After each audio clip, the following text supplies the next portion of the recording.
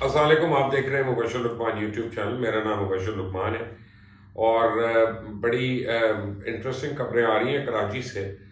اور وہ یہ ہے کہ ابھی تک جو میرے پاس رزلٹ آ رہا ہے تب تک تو اس میں پاکستان مسلم لیگ نواز کے مفتاح اسماعیل جو ہیں وہ ایک لیڈ سے جیت رہے ہیں. پاکستان پیپلز پارٹی دوسرے نمبر پہ ہے. پاک سرزمین پارٹی وہ تیسرے نمبر پہ ہے.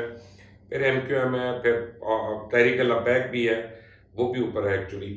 اور پھر کہیں جا کے پی ٹی آئی کا نمبر آتا ہے. تو اس کا مطلب یہ ہے کہ آج دو قسم کے لوگ سوالات کریں گے کہ پچھلے جنرل الیکشن میں فیصل واڈا کو واقعی اتنے ووٹ پڑے تھے جن کا دعویٰ کیا گیا کہ نہیں پڑے تھے. اب فیصل واڈا سے تو محبت کرنے والے شاید کہیں کہ پڑے تھے، لیکن اب جو 2 سال میں 2.5 سال میں پی ٹی آئی کی پرفارمنس ہے کراچی میں، کراچی والوں نے کبھی کسی آؤٹ سائڈر کو، مجھے نہیں یاد پڑتا، اتنا ہیوی مینڈیٹ دیا ہو. اور انہوں نے دیا اتنا ہیوی مینڈیٹ، اور 2.5 سال میں میں سمجھتا ہوں کہ انہوں نے بھی یہ سمجھا کہ پی ٹی آئی نے ان کو لیٹ ڈاؤن کیا. تو آج جو پی ٹی آئی کی پرفارمنس ہے وہاں پہ وہ انتہائی قابل رحم پرفارمنس ہے.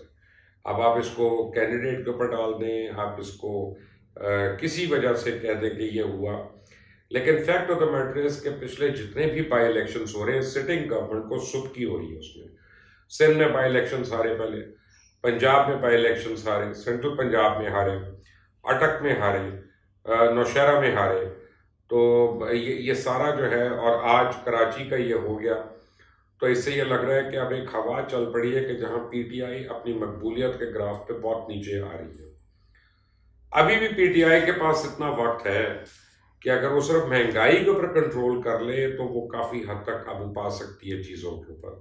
اگر کچھ چیزوں پہ ڈیلیور کر دے تو وہ قابو پا سکتی ہے، لیکن جھوٹے بیانات سے نہیں ہوگا. جیسے شبلی فراز نے ابھی پرسوں ایکسپوز کر دیا، ان سے پہلے جو سائنس اینڈ ٹیکنالوجی کے وزیر تھے، ان کا ہم نے جو وینٹیلیٹرز بنائے ہیں وہ اس قابل ہی نہیں ہے کہ کسی کی جان بچا سکے.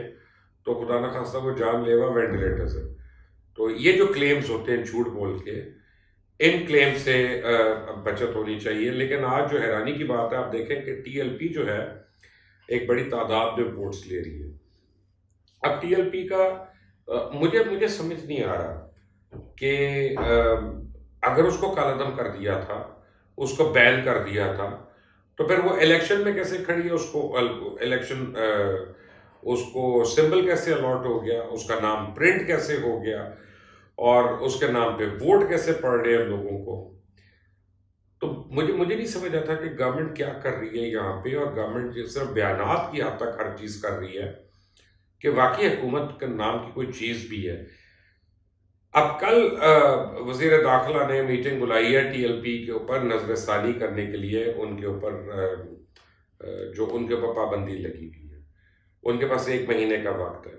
میں ابھی اسلام آباد میں تھا اور میری بڑی سینئر حکام سے وہاں پہ ملاقاتیں ہوئی، 2-3 سے، انتہائی سینئر.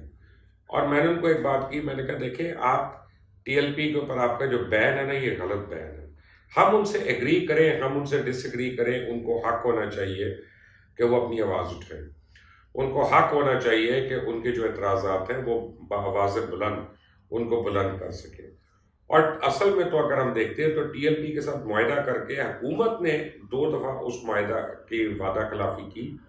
تو ایکچولی ٹی ایل پی نے تو کوئی غلط کام نہیں کیا، حکومت نے غلط کام کیا. اگر صرف لانگ مارچ کرنا بری بات ہے، اس پہ اگر لوگوں کو بین ہونا ہے تو پھر تو پی ٹی آئی کو بھی بین ہونا چاہیے، پی ایم ایل این کو بھی بین ہونا چاہیے، پاکستان پیپلز پارٹی کو بھی بین ہونا چاہیے، تحریک استقلال کو بھی بین ہونا چاہیے، جماعت اسلامی کو بھی بین ہونا چاہیے، جے یو آئی ایف کو بھی بین ہونا چاہیے. کوئی ایسی جماعت نہیں ہے جس نے لانگ مارچ نہ کی ہو اس ملک میں کسی نہ کسی طور پہ، کسی نہ کسی ٹائم پہ.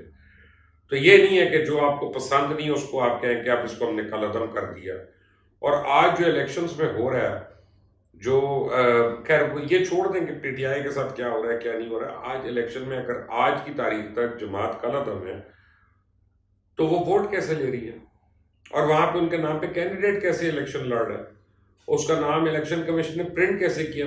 میری سمجھ سے بالا تر. بہرحال آئی ہوپ کہ کل جب شیخ رشید صاحب دوبارہ سے بلاتے ہیں اجلاس کمیٹی کا تو ٹی ایل پی کے اوپر لگا ہوا بین جو ہے اس کو ہٹا لیں گے، کیونکہ میں یہ سمجھتا ہوں کہ ہر ایک کو حق ہونا چاہیے کہ وہ پولیٹیکل سسٹم میں کیمپین کرے اور وہ پولیٹیکل سسٹم میں آ کے زندہ رہے. اور یہ کہہ دینا کہ ہم نے پارٹی کو بین کر دیا، یہ کافی نہیں ہے. بین کرنے کی وجوہات ہے، اس کا طریقہ کار ہے، وہ اس کو پولیٹیکل پارٹیز ایکٹ کے تھرو آنا ہے. کابینہ کے فیصلوں پہ تو پھر ساری سیاسی جماعتیں بین ہو سکتی ہیں. So that is not right. اگر تو ٹی ایل پی نے کوئی فورن فنڈنگ لی ہے، اگر ٹی ایل پی کے اندر کوئی ثابت ہو جاتا ہے کہ سبورسو ایلیمنٹ ہے، اگر ٹی ایل پی کا پتہ چل جاتا ہے کہ جی انہوں نے ہندوستان سے کوئی مدد لی ہے کوئی لیے، پھر تو آپ ضرور بین کریں.